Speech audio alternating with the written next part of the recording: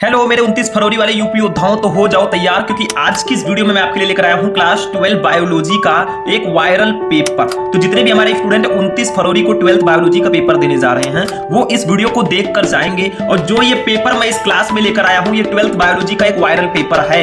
29 फरवरी को आपको ऐसे ही पेपर देखने को मिलेगा। देखिए स्टूडेंट, जो पेपर हम आपको बताते हैं वो गेस्ट पेपर होते हैं, उसमें से बहुत सारे क्वेश्चन आपके एग्जाम्स में आएंगे। ठीक है, अब ऐसा नहीं है कि सेम टू सेम यही पेपर आ जाए। ठीक, ऐसा नहीं हो सकता कि एकदम एक भी क्वेश्चन चेंज ना रहे। मतलब हाँ, कुछ ज्यादातर क्वेश्चन आपके इस पेपर से आएंगे। तो अगर आपका भी टारगेट है कि इस बार हम बायोलॉजी में 70 लेकर आए तो इस वीडियो को शुरू से लेकर लास्ट तक देखना। इस पेपर को मैं सॉल्यूशन के साथ बताने वाला हूं। देखिए सारे क्वेश्चंस का मैंने सॉल्यूशन भी लिख रखा है, यहां आप देख सकते हैं। तो इसको मैं अभी सॉल्यूशन के साथ सबको मैं बताऊंगा, तो ध्यान से इस वीडियो को शुरू से लेकर लास्ट तक आपको देखना है। ठीक है, क्लास 12 बायोलॉजी वायरल पेपर, लगभग पूरे पेपर का मैं सॉल्यूशन भी दूंगा और बाकी की क्लासेस मैं आपको प्रोवाइड कराता रहता हूं, वो आपको रेगुलर मिलते रहेंगे। तो इस वीडियो को लाइक करना, चैनल को सब्सक्राइब करना, और अगर आप लोग एक दिन पहले भी इस पेपर को देख रहे हैं तो देख कर जाना, नहीं तो बाद में पड़ेगा बस। देखो क्लास 12 बायोलॉजी जीव विज्ञान, यहाँ पे आपको नाम और क्रमांक अपना लिखना होगा। यहाँ पे पेपर कोड लिखा रहेगा। ठीक है, जैसे आपने अदर का पेपर दिया हिंदी का, वैसे ही यहाँ पे पेपर कोड लिखा रहता है। समय आपके पास 3 घंटे 15 मिनट टोटल रहेंगे। पूर्णांक आपका 70 नंबर का रहेगा। ठीक है, अब इसमें कुछ खास नहीं है, अभी मैं जो बताऊंगा आपको इसमें से बहुत सारे क्वेश्चन आएंगे। मैं आपको एक आइडिया भी बताऊंगा किस चैप्टर से ज्यादातर क्वेश्चन आते हैं। और आपको ये भी पता है कि बायोलॉजी में जो लघु उत्तरीय प्रश्न है वो सबसे ज्यादा नंबर के आते हैं। सबसे पहले निर्देश प्रारंभ के 15 मिनट आपको प्रश्न पत्र पढ़ना है। सभी प्रश्न करना आपको अनिवार्य है। आवश्यकता अनुसार अपने उत्तरों की पुष्टि नामांकित रेखा चित्रों द्वारा कीजिए। मतलब जहां पे आपको फिगर बनाने को कहा जाए भैया फिगर बनाना है। चौथा, प्रत्येक प्रश्न के निर्धारित अंक उनके सम्मुख अंकित हैं। जो क्वेश्चन जितने नंबर का है वो उसके सामने दिया गया। सबसे पहले ऑब्जेक्टिव क्वेश्चन होगा और ऑब्जेक्टिव क्वेश्चन टोटल 4 नंबर का रहेगा क्योंकि 4 क्वेश्चन ही ऑब्जेक्टिव में होता है। सबसे ज्यादा नंबर के लघु उत्तरीय प्रश्न आते हैं लगभग 36 नंबर के भैया, तो इनको बिल्कुल भी मिस मत कीजिएगा। जितने भी लघु उत्तरीय प्रश्न है 3 नंबर वाले 4 नंबर वाले उनको तैयार कर लीजिए, ताकि 3 नंबर के हिसाब आते हैं उनको तैयार कर लीजिए। ठीक है, देखो सबसे पहले बहुविकल्पीय प्रश्न आता है। फर्स्ट क्वेश्चन देखो, सही विकल्प चुनकर अपनी उत्तर पुस्तिका में लिखिए। का देखो क्वेश्चन नंबर का, पुनरावृत्त सिद्धांत को प्रतिपादित करने वाले वैज्ञानिक का नाम है। यानी कि पुनरावृत्त सिद्धांत को किसने प्रतिपादित किया, 1 नंबर का रहेगा। तो इसको हीकल जी ने प्रतिपादित किया था। चौथा ऑप्शन इसका सही होगा, ऑप्शन नंबर 4 जो है ये राइट होगा। ठीक है, खा देखो, एलन के नियम के अनुसार ठंडी जलवायु में रहने वाले स्तनधारियों में सामान्यता होती है। मतलब एलन के नियम के अनुसार जो स्तनधारी ठंडी जलवायु में रहते हैं उनमें क्या होता है सामान्यता। फर्स्ट है छोटे अंग और शरीर के उपांग, सेकंड है बड़े अंग और शरीर के उपांग, थर्ड है छोटे शरीर का आकार, फोर्थ है सभी अंग एवं उपांग समान आकार के। नहीं, इसका राइट आंसर होगा छोटे अंग और शरीर के उपांग। ठीक है, फर्स्ट वाला ऑप्शन राइट होगा। मतलब एलन के नियम के अनुसार ठंडी जलवायु में रहने वाले जो स्तनधारी हैं वो छोटे अंग उनके होते हैं और शरीर के उपांग भी छोटे होते हैं। गा देखो, डीएनए खंडों की पहचान करते हैं। बताइए किस विधि द्वारा हम डीएनए के खंडों की पहचान करते हैं। डीऑक्सीराइबोन्यूक्लिक जो एसिड होता है उसके खंडों की हम पहचान करते हैं। फर्स्ट है नॉर्दर्न ब्लोटिंग से, सेकंड है सदर्न ब्लोटिंग से, थर्ड है वेस्टर्न ब्लोटिंग से, फोर्थ है इनमें से सभी। तो राइट आंसर होगा दूसरा सदर्न ब्लोटिंग से। देखो डीएनए के खंडों की पहचान हम सदर्न ब्लोटिंग प्रोसेस द्वारा करते हैं। ठीक है, अगर डीएनए को खंडों में तोड़ दिया जाए। खाद्य श्रृंखला में मनुष्य है। हमारे लास्ट चैप्टर का क्वेश्चन है भैया पारितंत्र का, मतलब खाद्य श्रृंखला जो होती है उसमें मनुष्य का स्थान कौन सा। फर्स्ट है उत्पादन का, सेकंड है अपघटनकर्ता का, थर्ड है उपभोक्ता का, फोर्थ है इनमें से कोई नहीं। तो हम लोग उपभोक्ता हैं। थर्ड वाला ऑप्शन आपका सही होगा। तो ऑब्जेक्टिव में टोटल 4 क्वेश्चन रहेंगे। ऑब्जेक्टिव काखा 4 नंबर आपको इसके लिए प्रोवाइड कराया जाएगा। ठीक है, अब ऑब्जेक्टिव तो हमारा हो गया। अब चलते हैं जो हमारा निश्चित उत्तरीय प्रश्न आता है, मतलब 1-1 नंबर के डेफिनेट टाइप के क्वेश्चन आते हैं। डेफिनेशन टाइप के देखो निश्चित उत्तरीय प्रश्न, ये भी 1-1 नंबर के रहेंगे। टोटल 5 क्वेश्चन रहेंगे, 5 मार्क्स आपको दिए जाएंगे। बहुत छोटे-छोटे क्वेश्चन रहेंगे, बहुत कम शब्दों में आपको लिखना है। अब देखिए स्टूडेंट, हमारा जो नेक्स्ट क्वेश्चन है ये निश्चित उत्तरीय क्वेश्चन होता है। ठीक है, इसमें दूसरे का देखो क्या है। मेंडल ने अपने प्रयोग के लिए कितने लक्षणों का चुनाव किया, किन्हीं 4 लक्षणों के नाम लिखे। पर मेंडल ने अपने प्रयोग के लिए कितने लक्षणों का चुनाव किया। ठीक है, जैसे उन्होंने मटर के पौधे पर अपने प्रयोग किए थे तो उन्होंने 7 लक्षणों का टोटल चुनाव किया था, किन्हीं 4 लक्षणों को आपको लिखना है। ठीक है, तो ऐसे आप लोग लिख दीजिएगा। देखिए यहाँ पे निश्चित उत्तरीय का वाला आंसर, मेंडल ने अपने प्रयोग के लिए 7 जोड़ी विपर्यासी लक्षणों का चुनाव किया। मैं आपको 4 बता देता हूँ। सबसे पहला है पुष्पों का रंग। देखो जो मटर का पौधा होता है उसके पुष्प का रंग जो है बैगनी, ये प्रभावी के अंतर्गत आता है। ठीक है, तथा सफेद जो है ये अप्रभावी होता है। मतलब बैगनी रंग का अगर पुष्प है तो ये प्रभावी होगा और जो सफेद रंग का पुष्प है ये अप्रभावी होगा। ठीक है, दूसरा बीज का रंग। देखो आप लोगों ने देखा होगा मटर हरा भी होता है, वो सूख जाता है तो पीला हो जाता है। ठीक है, तो हरा जो है वो प्रभावी होगा तथा पीला जो है वो अप्रभावी होगा। तीसरा है पौधे की लंबाई। पौधे की लंबाई पर भी डिपेंड करता है। देखो लंबा अगर है तो प्रभावी है तथा बौना जो है वो अप्रभावी होगा। चौथा है बीज का आकार, गोल प्रभावी होता है, झुर्रीदार अप्रभावी होता है। तो 4 लक्षण मैंने आपको यहाँ पे बता दिए। ठीक है, तो ये आपका निश्चित उत्तरीय प्रश्न हो जाएगा। इसका खा वाला क्वेश्चन देखो क्या है। न्यूक्लियोटाइड में पाई जाने वाली 2 शर्कराओं के नाम सूत्र सहित लिखिए। 1 नंबर आपको इसके लिए मिलेगा। तो देखो यहाँ पे न्यूक्लियोटाइड में पाई जाने वाली 2 शर्करा, एक तो राइबोज शर्करा, इसका फॉर्मूला होता है C5H10O5, ये राइबोज शर्करा है। दूसरा है डीऑक्सीराइबोज शर्करा, इसका फॉर्मूला होता है C5H10O4। देखो राइबोज शर्करा जो है ये राइबोन्यूक्लिकम यानी कि आरएनए में पाई जाती है। डीऑक्सीराइबोज शर्करा जो है ये डीऑक्सीराइबोन्यूक्लिकम यानी कि डीएनए में पाई जाती है। न्यूक्लियोटाइड में पाए जाने वाले 2 शर्कराओं को मैंने आपको बता दिया। अब घ वाला देखो लैक्टिक अम्ल किण्वन के बारे में लिखिए, लैक्टिक अम्ल किण्वन, ठीक है। तो थोड़ा सा इसमें लिख दीजिएगा, ज्यादा बड़ा नहीं, मैंने बड़ा लिख दिया। ऐसा कंपलसरी नहीं हो सकता है कि यही क्वेश्चन आपके 2-2 नंबर वाले में आ जाए, ऐसा होता है, ठीक है। ऐसा जरूरी नहीं है कि 1 नंबर वाला एक ही में आएगा, वो 2 में भी आ सकता है और 2 नंबर वाला 1 नंबर में भी आ सकता है। तो देखो लैक्टिक एसिड बैक्टीरिया लैक्टिक अम्ल उत्पन्न करके दूध को दही में बदल देता है, ठीक है। जो लैक्टिक एसिड बैक्टीरिया होते हैं वो लैक्टिक अम्ल क्रिएट करके दूध को दही में बदलते हैं। आपने सुना होगा दूध को दही में बदलना, ठीक है। ये दूध की शर्करा लैक्टोज, ठीक है, दूध में एक शर्करा पाई जाती है लैक्टोज, उसको ये लैक्टिक एसिड में बदलता है, ठीक है। जो लैक्टिक एसिड बैक्टीरिया है वो दूध में पाई जाने वाली शर्करा लैक्टोज को लैक्टिक एसिड में बदल देता है, ठीक है। लैक्टिक अम्ल दूध की प्रोटीन केसीन को जमाकर दही में परिवर्तित कर देता है। पर जो लैक्टिक अम्ल है वो दूध में हमारे एक प्रोटीन केसीन पाया जाता है, उस केसीन को जमाकर दही में परिवर्तित कर देता है।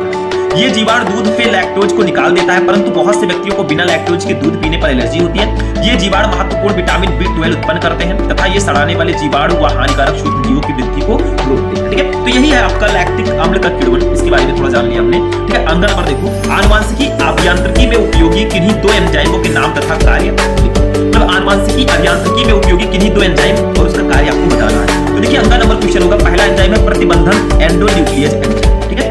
ये जो है प्रतिबंधन एंडोन्यूक्लियस एंजाइम को आणविक कैंची भी हम लोग कहते हैं, आपने सुना होगा। अगर आणविक कैंची पूछ रहा है आपको तो लिख दीजिए प्रतिबंधन एंडोन्यूक्लियस एंजाइम को आणविक कैंची कहते हैं। ये डीएनए के भीतर विशिष्ट स्थलों पर ही डीएनए को काटता है। देखो प्रतिबंधन एंडोन्यूक्लियस एंजाइम जो है ये डीएनए को खंडों में काटता है, इसीलिए इसको आणविक कैंची बोलते हैं। देखो कैंची का कार्य होता है काटना, ठीक है। तो ये डीएनए को उसके विशिष्ट स्थलों पर डीएनए को काटता है, ठीक है। दूसरा एंजाइम है डीएनए लाइगेज। अब भैया काटने वाला है तो जोड़ने वाला भी कोई होगा, ठीक है। तो देखो ये एंजाइम डीएनए के खुले सिरों को जोड़ता है। डीएनए लाइगेज जो है इसका यूज डीएनए के खुले सिरों को जोड़ने के लिए किया जाता है। तो ये 2 एंजाइम है, उनका कार्य भी मैंने बता दिया। तो ये आपका 5 नंबर यहाँ पे भी कंप्लीट, ठीक है। एक एक नंबर का 5 क्वेश्चन रहेगा, 5 नंबर हमारा यहाँ पे कंप्लीट हो चुका है, ठीक है। अब नेक्स्ट क्वेश्चन देखेंगे, आगे देखिए अगले उत्तरीय प्रश्नों पे आते हैं भैया। 2-2 नंबर वाले यहाँ पे भी आपके 5 नंबर क्वेश्चन रहेंगे, 10 नंबर आपको। ये 2-2 नंबर वाले अति लघु उत्तरीय प्रश्न है, ठीक है। इसमें मैं ज्यादा आंसर नहीं बताऊंगा। एक क्वेश्चन और है डीएनए तथा आरएनए में अंतर, इसका आंसर मैं भी बताऊंगा। बाकी के मैं क्लासेज आपको दे रहा हूं, वहां से आप इसका आंसर बड़ी आसानी से देख सकते हैं, ठीक है। मेरा पर्पस है कि आप जाने पेपर कैसा आएगा, किस प्रकार से आता है, किस चैप्टर से ज्यादा क्वेश्चन होते हैं। जो लघु उत्तरीय प्रश्न भी हम देखेंगे वो किस चैप्टर से ज्यादातर आते हैं, सब कुछ अभी हम जानेंगे, टेंशन मत लो। अभी ट्रेलर है, पिक्चर भी बाकी है। तीसरे का देखो क्रॉसिंग ओवर पर टिप्पणी कीजिए। क्रॉसिंग ओवर क्या होता है, काफी इंपॉर्टेंट क्वेश्चन है, ठीक है। देखो डीऑक्सीराइबोस शर्करा क्या है, इस शर्करा की अणु संरचना बताइए। देखिए ये हमारे चैप्टर 4 वंशागत, चैप्टर 5 वंशागत का आणविक आधार चैप्टर का क्वेश्चन है। डीऑक्सीराइबोस शर्करा क्या होती है, इस शर्करा के अणु का संरचना आपको बनाना है। देखो अनुकूली विकिरण क्या है, इसके किन्हीं 3 कारणों का उल्लेख कीजिए। ये हमारे जैव विकास चैप्टर का क्वेश्चन है, काफी ज्यादा इंपॉर्टेंट है कि अनुकूली विकिरण क्या होता है, ठीक है। ये बहुत इंपॉर्टेंट है। देखो क्राई प्रोटीन्स क्या है, उस जीव का नाम बताइए जो इसे पैदा करता है। मनुष्य इस प्रोटीन को अपने फायदे के लिए कैसे उपयोग में लाता है, 2 नंबर ये भी। अंक नंबर ऊर्जा के पिरामिड की मुख्य विशेषता क्या है, 2 नंबर। ये पारितंत्र चैप्टर का क्वेश्चन है, ठीक है। तो ये आपके 5 क्वेश्चन रहेंगे, 2-2 नंबर के, 10 नंबर आपका कंप्लीट। अब आते हैं लघु उत्तरीय प्रश्नों पर, 3-3 नंबर वाले, ये काफी ज्यादा इंपॉर्टेंट है। टोटल 36 नंबर के क्वेश्चन लघु उत्तरीय आते हैं। देखो 4 का आवृत बीजी में नर युग्मोद्भिद का संक्षिप्त विवरण दीजिए। आवृत बीजी पौधों में नर युग्मक का उत्पादन कैसे होता है, ये आपका चैप्टर 1 जो है पुष्पी पादपों में लैंगिक जनन, ये उसी चैप्टर का क्वेश्चन है और काफी ज्यादा इंपॉर्टेंट है। देखो शुक्राणु जनन क्या है, संक्षेप में शुक्राणु जनन की प्रक्रिया का वर्णन करो। तो आपका जो चैप्टर नंबर 2 है मानव जनन, इसमें शुक्राणु जनन और अंडाणु जनन 2 टॉपिक बहुत इंपॉर्टेंट है। 3 नंबर में भी आते हैं और 5 नंबर में भी आते हैं।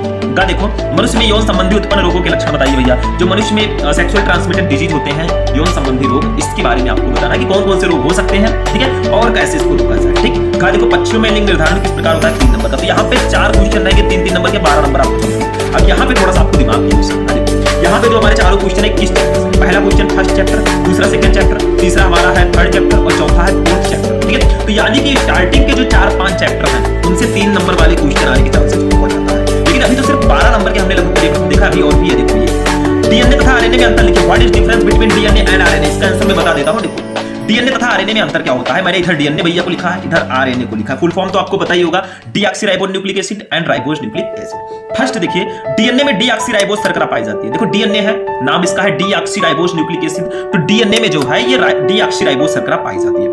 आरएनए में राइबोस शर्करा होती है, जबकि आरएनए में राइबोस शर्करा होती है। ये पहला डिफरेंस है दोनों में, ठीक है, ये अंतर है। दूसरा थायमिन नाइट्रोजन बेस होता है। देखो डीएनए में एडेनिन, ग्वानिन, थायमिन, साइटोसिन पाया जाता है, ठीक है, 4 नाइट्रोजन के साथ। और इसमें क्या होता है, थायमिन के स्थान पर यूरेसिल नाइट्रोजन बेस होता है, मतलब इसमें एडेनिन, ग्वानिन, साइटोसिन और यूरेसिल पाया जाएगा, ठीक है, थायमिन नहीं पाया जाएगा। तो डीएनए में थायमिन पाया जाएगा, आरएनए में थायमिन की जगह पर यूरेसिल पाया जाता है, ठीक है। तीसरा अणु 2 लंबे कुंडलित तथा एक दूसरे के पूरक सूत्रों का बना होता है। इसमें जो अणु होते हैं वो 2 लंबे कुंडलित और एक दूसरे के अणु पूरक होते हैं। मैंने आपको बताया था, थोड़ा सा मैं समझा देता हूँ। देखिए यहाँ पे डीएनए की संरचना कुछ इस प्रकार से होती है, आपने देखा होगा।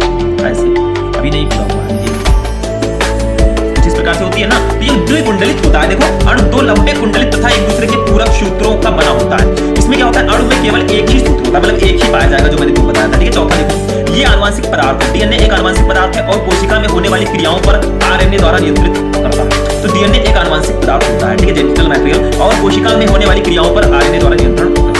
चौथा, इसमें देखिए यह आनुवंशिक पदार्थ नहीं है और प्रोटीन संश्लेषण में विशेष योगदान देता है। आरएनए जो है ये प्रोटीन संश्लेषण में काफी ज्यादा अपना योगदान देता है। ये कुछ विषाणुओं में ये आनुवंशिक पदार्थ के रूप में भी होता है। हाँ, कुछ वायरसेस हैं जिसमें आरएनए जो है वो आनुवंशिक पदार्थ के रूप में भी पाया जाता है, कुछ ऐसे वायरस हैं। ठीक है, पांचवा देखो, ये केवल केंद्रक में क्रोमैटिन सूत्रों में ही पाया जाता है। डीएनए जो है ये केंद्रक में क्रोमैटिन सूत्रों में ही पाया जाता है। ये केंद्रक के केंद्रकीय द्रव्य में, केंद्रिक और कोशिका द्रव्य में भी पाया जाता है। ठीक है, 6 नंबर, द्विगुणन के द्वारा अपने समान नए अणु उत्पन्न करता है। इसमें रेप्लिकेशन का एक गुण पाया जाता है, अपने ही समान दूसरे डीएनए का उत्पादन ये कर देता है रेप्लिकेशन के द्वारा, द्विगुणन के द्वारा। ठीक है, इसमें देखिए द्विगुणन का गुण नहीं पाया जाता। इसका निर्माण डीएनए अणुओं के द्वारा लिप्यंतर से होता है, मतलब डीएनए अणुओं के लिप्यंतर से आरएनए का निर्माण होता है। तो मैंने आपको 6 सबसे इंपॉर्टेंट डिफरेंस बताए। ये 6 डिफरेंस आपको बिल्कुल से याद होने चाहिए कि आखिर what is the difference between deoxyribonucleic acid and ribonucleic acid. ठीक है, ये आपका डिफरेंस होता है दोनों में। 6 मैंने बता दिए, इसको याद रखिए। आगे बढ़ते हैं नेक्स्ट। देखो, मानव एवं कपि में समानताएं और असमानताएं लिखिए, जैव विकास चैप्टर का क्वेश्चन। ठीक है, ये दोनों चैप्टर। और देखिए इसके बाद पुनर्योगज प्रोटीन पर टिप्पणी कीजिए। कहा है घरेलू उत्पादों तथा औद्योगिक उत्पादन में सूक्ष्म जीव का महत्व, मतलब हमारे घरेलू उत्पादन में या औद्योगिक उत्पादन में सूक्ष्म जीव किस प्रकार उपयोगी है। ये मानव कल्याण में सूक्ष्म जीव चैप्टर का क्वेश्चन है। तो इसमें भी हमने देखा कि जो 2 क्वेश्चन है ये हमारे स्टार्टिंग के 7 चैप्टर के अंतर्गत आते हैं। तो मैं ये कह सकता हूँ थोड़ा सा आपकी तरफ से कि जो स्टार्टिंग के जो लघुत्तरीय प्रश्न है 6 क्वेश्चन, वो आपके आएंगे चैप्टर 1 से चैप्टर 7 तक, सबसे ज्यादा ऐसा चांसेस है। ठीक है, और जो उसके बाद के क्वेश्चन है वो आपके चैप्टर 8 से लेकर चैप्टर 13 तक आने के चांसेस बहुत ज्यादा है। देखो अब ये हमारा 3-3 नंबर का 4 क्वेश्चन यहाँ पे भी हो गया, 12 नंबर यहाँ भी कंप्लीट, लेकिन अभी सिर्फ 24 नंबर का लघुत्तरीय प्रश्न हुआ है। अब फिर से 3-3 नंबर के 4 क्वेश्चन दिए जाएंगे। देखो ध्यान से, प्लाज्मिड्स क्या होते हैं, प्राणियों के जीवन में इनकी उपयोगिता का वर्णन करो, 3 नंबर का। देखो पुनर्योगज डीएनए तकनीक की सहायता से इंसुलिन का उत्पादन हम कैसे कर सकते हैं, 3 नंबर। ये सब आपके ये जो क्वेश्चंस हैं ये आपके जैव प्रौद्योगिकी सिद्धांत व प्रथम चैप्टर का क्वेश्चन है। जैव प्रौद्योगिकी और उसके अनुप्रयोग, ये चैप्टर जो है बायोटेक्नोलॉजी बहुत इंपॉर्टेंट चैप्टर है, तो इसके बारे में पढ़ना है। देखो सहोपकारिता, जिसको हम परस्परता कहते हैं, उदाहरण देकर आपको समझाएं। वन्य जीव की परिभाषा लिखिए, इसके संरक्षण की 2 प्रमुख विधियों का वर्णन कीजिए। तो आपका यहाँ पे भी 4 क्वेश्चन रहेंगे, 3-3 नंबर के भैया, 12 नंबर यहाँ पे भी। तो हमने देखा कि 12 नंबर मिलाकर 36 नंबर के सिर्फ लघुत्तरीय प्रश्न होंगे। इसका मतलब अदालत इस नतीजे पर पहुंची है कि सबसे ज्यादा नंबर की 50% से ज्यादा नंबर के क्वेश्चन जो है वो लघुत्तरीय आते हैं। तो 3-3 नंबर वाले पर विशेष आपको ध्यान देना है। आप कोई भी बुक पढ़ रहे हैं, कोई भी क्वेश्चन बैंक पढ़ रहे हैं, 3-3 नंबर वाले क्वेश्चन को बिल्कुल भी अवॉइड नहीं करना है, उनको बहुत ही अच्छे से पढ़ना है, ये ध्यान रखिएगा। और जो बहुविकल्पी प्रश्न टोटल 4 नंबर के आते हैं, तो आप क्या कीजिए, चैप्टर उठाइए, आप क्वेश्चन बैंक उठाइए, पूरा जितना बहुविकल्पी प्रश्न है उसको एक नजर अच्छे से पढ़ लीजिए, समझ में आ जाएगा। 4 नंबर का ही आता है, लेकिन 3-3 नंबर वाले जितने क्वेश्चन हो सके उतने ज्यादा क्वेश्चन आपको सॉल्व करना है, सबसे ज्यादा इंपॉर्टेंट है। अब आते हैं विस्तृत प्रश्नों पर। ये टोटल 15 नंबर के क्वेश्चन यहाँ पे आपको लॉन्ग क्वेश्चंस में दिए जाएंगे। इसमें हर एक क्वेश्चन में आपको ऑप्शंस देखने को मिलेगा। देखो 7 नंबर क्वेश्चन है, गुरु बीजाणु जनन क्या है, आवृत बीजीय पौधों में मादा युग्मोद्भिद के परिवर्तन का वर्णन करो। पता है तो कीजिए, नहीं तो अथवा लगा है। भ्रूणपोष क्या है, इसके विभिन्न प्रकारों का संक्षिप्त वर्णन दीजिए। तो देखिए हमारा जो फर्स्ट चैप्टर पुष्पी पादपों में लैंगिक जनन है, ये जो क्वेश्चन है ये उसी चैप्टर का है जो हमारा फर्स्ट चैप्टर है। ठीक है, रिप्रोडक्शन इन फ्लावरिंग प्लांट्स, ठीक है, पुष्पी पादपों में लैंगिक जनन, तो ये आपका हो गया। ठीक है, 8वां क्वेश्चन देखिए, संक्रामक तथा असंक्रामक रोगों से आप क्या समझते हैं, प्रत्येक के 2-2 उदाहरण देकर इनके लक्षण, कारक एवं रोकथाम के उपाय लिखिए। देखिए इनके इसमें संक्रामक एवं असंक्रामक रोग, अमीबिया पेचिस हो गया, मलेरिया के का जो रोगजनक है उसके बारे में हो गया। तो ये सारे टॉपिक हमारे मानव स्वास्थ्य एवं रोग चैप्टर में इंपॉर्टेंट हैं और इसके विस्तृत प्रश्न आने के चांसेस 99% होते हैं। देखो ये क्वेश्चन दिया गया, अथवा जो लगा है ये भी क्वेश्चन इसी चैप्टर का है। देखो निम्न पर टिप्पणी कीजिए, डेंगू बुखार, फाइलेरियोसिस। ठीक है, तो दोनों में से आपको जो भी पता आप कर सकते हैं। वैसे दोनों क्वेश्चन हमारे चैप्टर नंबर जो आपका मानव स्वास्थ्य एवं रोग चैप्टर है, ये दोनों क्वेश्चन उसी से लाए गए, उसी से इंक्लूड किए हैं। तो इन क्वेश्चंस को बिल्कुल भी आपको मिस नहीं करना है। ठीक है, काफी ज्यादा इंपॉर्टेंट है। अब एक क्वेश्चन हमारा पारिस्थितिक तंत्र चैप्टर का जो हमारा है, ठीक है, इस चैप्टर से है। पारिस्थितिक तंत्र कितने प्रकार का होता है, एक तालाब के पारिस्थितिक तंत्र के विभिन्न घटकों का वर्णन करो। 5 नंबर पारितंत्र चैप्टर का क्वेश्चन, अथवा लगा है, नहीं पता तो दूसरा करो, एक पारिस्थितिक तंत्र में ऊर्जा प्रवाह का वर्णन करो। तो मैंने देखा कि जो विस्तृत प्रश्न है वो हमारे चैप्टर 1 और जो मानव स्वास्थ्य एवं रोग चैप्टर और जो पारितंत्र चैप्टर इससे पूछा गया है। तो विस्तृत प्रश्न मैं आपको ऑलरेडी बता चुका हूं। आप लोगों को मैंने एक क्लास प्रोवाइड करा था बायोलॉजी में, पूरे बायोलॉजी के महत्वपूर्ण टॉपिक का एक क्लास था, उसको आप लोग जरूर देख लीजिएगा क्योंकि वो बहुत ही इंपॉर्टेंट क्लास है। ठीक है, उसको बिना देखे आप कुछ नहीं कर पाएंगे। तो ये क्लास आज का भी बहुत ज्यादा इंपॉर्टेंट था, मैंने आपको सारे के सारे क्वेश्चंस बताए। तो यहाँ पे आपके 5-5 नंबर वाले 15 नंबर के क्वेश्चंस होंगे। तो हमने देखा कि जो हमारा पूरा क्वेश्चन पेपर है वो किस प्रकार से आता है। मैंने बताया कि लघुत्तरीय प्रश्न जो है वो आधा तो आपके चैप्टर 1 से 7 तक आएंगे, मतलब सेम प्रोसेस है, आधा आएगा, और ज्यादातर आपके चैप्टर 1 से चैप्टर 8 के अंतर्गत आते हैं, ध्यान रखिएगा। तो यहाँ पे हमने देखा कि हमारा 4 नंबर का ऑब्जेक्टिव क्वेश्चन था, टोटल 5 नंबर का निश्चित उत्तरीय प्रश्न था। ठीक है, 10 नंबर का आपका था अति लघुत्तरीय प्रश्न, उसके बाद में 12 नंबर यानी कि 36 नंबर, 12 प्लस 12 प्लस 12, 36 नंबर का 20 उत्तरीय प्रश्न और 11 उत्तरीय प्रश्न था और 15 नंबर का 20 उत्तरीय प्रश्न। टोटल जोड़िए कितना हुआ, 12 12 12, 36 हो गया, 36 और 4 40, 45 और 10 55 और 15 70 नंबर का आपका पूरा पेपर है।